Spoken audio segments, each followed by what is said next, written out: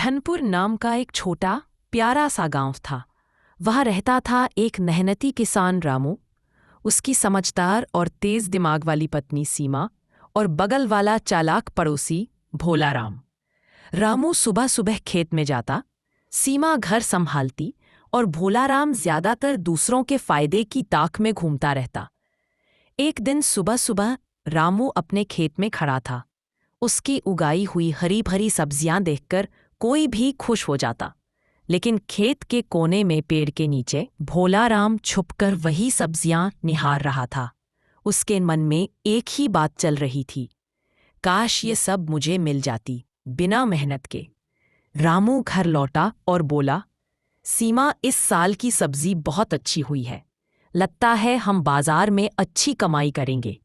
सीमा मुस्कुराई, लेकिन तभी दरवाजे पर दस्तक हुई। भोला राम।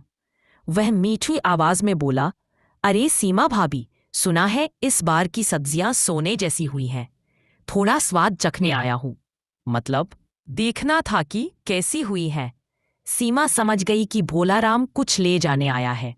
उसने रामू को इशारा किया, मतलब देखना था कि कैसी हुई है। सीमा समझ गई कि भोला राम कुछ ले जाने आया है। उसने रामू को इशारा किया, देखना मैं इसे कैसे नचाती हूँ।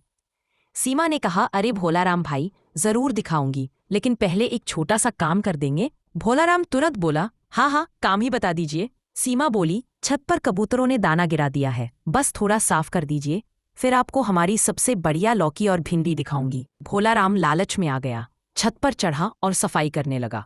उधर नीचे रामू और सीमा मुस्कुरा रहे थे। छत पर अचानक तेज हवा चली, धूल उड़कर भोला राम की आंखों में चली गई। वह इधर उधर लड़खड़ाने लगा। तभी कबूतरों का झुंड उड़कर उसके सिर पर बैठ गया।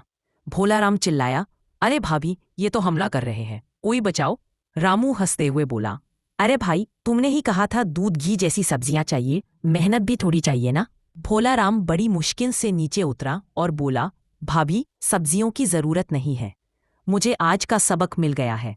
सीमा हंसते हुए बोली, बस याद रखना, दूसरों की चीज पाने से पहले अपनी मेहनत कर लेना बेहतर होता है। भोला राम शर्माते हुए वहां से चला गया।